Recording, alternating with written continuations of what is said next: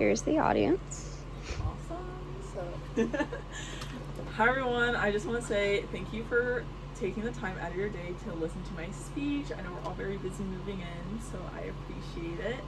As you can see, I'm very sunburned at the moment, but do as I say, not what I do. The probably get it, but I'm sure all of us have been sunburned before. If we forget our sunscreen without tanning, I know all of us like to go and tan. But even though tanning has become very normalized in our society, it can be really detrimental to our skin and our skin health. So the effects of the sun include early aging, skin cancer, painful burns, and shorter life expectancy. So the sun produces harmful UV rays that actually penetrate into the nucleus of our skin cells and damage the DNA. That damage causes mutations, and those mutations can cause the cell to replicate whenever and however it wants. That unregulated replication is actually defined as cancer. According to research done by Lemon Stern in 2005 in the Journal of Investigative Dermatology, UV rays are risk factors for at least two types of skin cancer. Additionally, Bodegraven and additional authors also cited acute and chronic UV exposure as one of the main risk factors for developing skin cancer in 2004. More recently, research was done by Breyer and additional authors in March of this year, and also found that sun exposure is heavily attributed to the look of aging.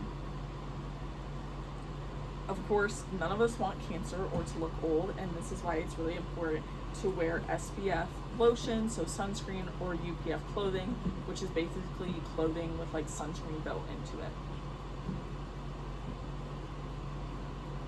As some of you may know, I'm sure all of you know of skin cancer obviously, but a lot of people don't realize how serious it can be in some cases. I always use my mom as an example, that she had like a really small spot on her nose and she really didn't think anything of it. She honestly went on for like a year and a half and didn't even think twice until one of her friends was like, oh my gosh, like my friend had that and actually has skin cancer, like you should go get checked out.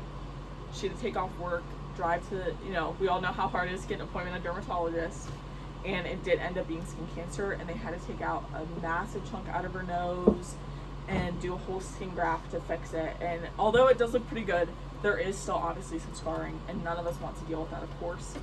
A lot of people do actually die from certain types of skin cancer, so it's definitely not something that we should brush off at all. Again, this is why it's really important that we're wearing our sunscreen every day and getting good coverage. Higher SPF sunscreen is better for preventing skin cancer and aging. Ulrich, an MD and additional authors in 2007, did find that there is proof that SPF does decrease your chance of getting skin cancer. Oh. Oopsie. Like I said, you have to make sure that you're getting good coverage, getting all over your face. It's really important to get your eyelids, your ears, and especially your lips. I know this is one that I forget a lot, so I actually got an SPF lip balm. And make sure that you're using like a regular sunscreen that just is used for SPF. Products with like moisturizers and sunscreen or skin tints with sunscreen don't have a high enough SPF concentration and like the amount that you're putting on your face, so they really don't do anything. You literally would have to put like a pound of skin tint on for it to have adequate coverage of SPF. Again, none of us want to deal with the hassle of having skin cancer. Again, like I said, it can be a very serious thing, and we all want to be around for our families, our friends. No one wants to, of course, unexpectedly die over something that could have been easily prevented, like skin cancer. Also, you don't want to be that friend that looks 45 when you're 25. No one wants to be that mom where they think you're grandma, so keep that in mind as well. And also, if you think about it this way, wearing SPF is basically like free Botox. Aging is something that's so frowned upon in society for some reason. So doing a small change like wearing SPF every day is literally like getting free Botox. You'll look younger. It's a small, simple step. It's very inexpensive to do and will save you money in the long run. This will also increase your life expectancy and your quality of life. And again, by making just a small change, you're avoiding so many issues and also a painful sunburn. So thank you guys for listening to my speech. Here are some sunscreen recommendations. Supergoop! Yes. I do love Supergoop. Here are some UPF clothing recommendations. Is that And these, yes. And do not use the mixed sunscreens with other products. And this is all the things you'll avoid. And you'll get more time with your family and a better life expectancy.